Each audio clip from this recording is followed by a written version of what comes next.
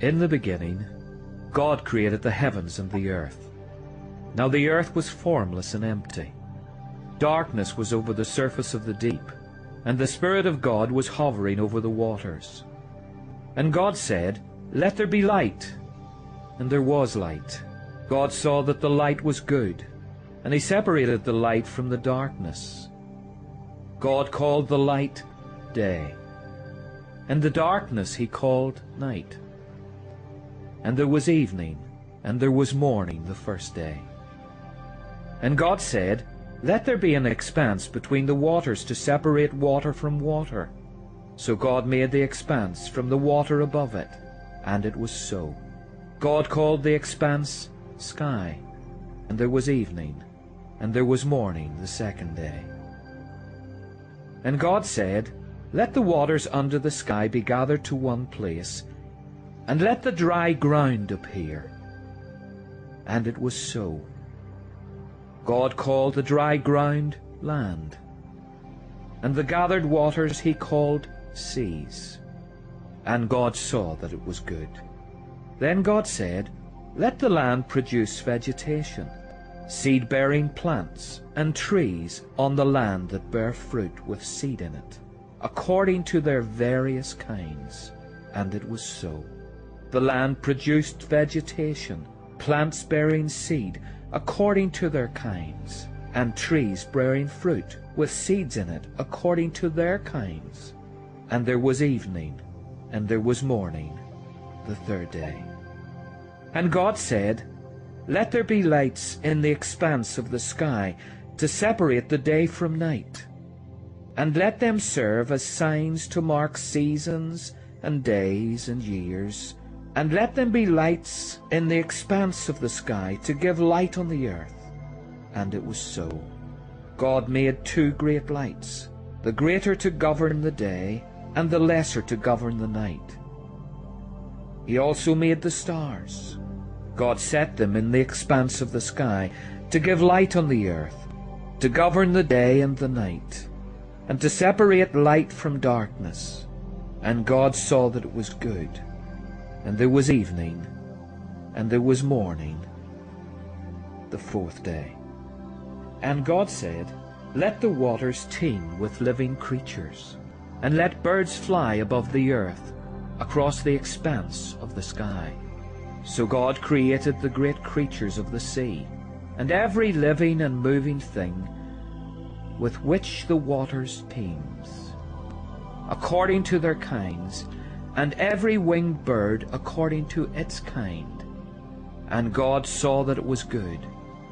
God blessed them and said, "Be fruitful and increase in number, and fill the water in the seas, and let the birds increase on the earth."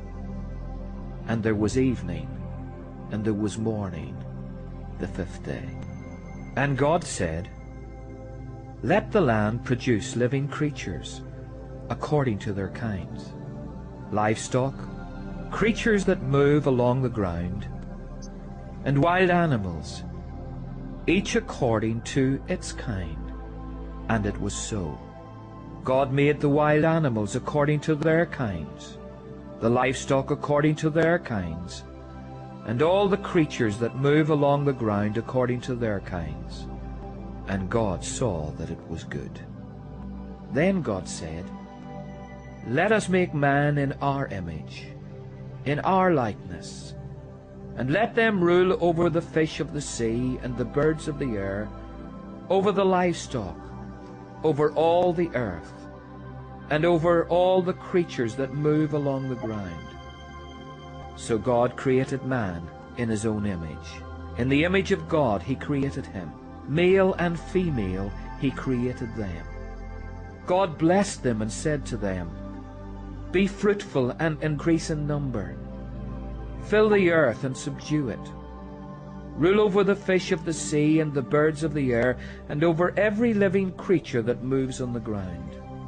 Then God said, "I give you every seed-bearing plant on the face of the whole earth, and every tree that has fruit with seed in it. They will be yours for food, and to all the beasts of the earth, and all the birds of the air, and all the creatures that move on the ground, everything that hath breath of life in it. I give every plant for food. And it was so. God saw all that he had made, and it was very good. And there was evening, and there was morning, the sixth day. Then the heavens and the earth were completed, in all their vast array. By the seventh day, God had finished the work he had been doing. So on the seventh day he rested from all his work. Now the Lord God planted a garden in the east, in Eden, and there he put the man he had formed. And the Lord God made all kinds of trees grow out of the ground, trees that were pleasing to the eye and good for food. In the middle of the garden were the tree of life and the tree of knowledge of good and evil. A river watering the garden flowed from Eden. And the Lord God commanded the man, You are free to eat from any tree in the garden, but you must not eat from the tree of the knowledge of good and evil. For when you eat of it, you will surely die. Adam, where are you? I'm over here, Eve, just sitting in the sunshine and enjoying this beautiful place that God has given us. Adam, I've got a new fruit for you to try. The beautiful shining creature encouraged me to taste it.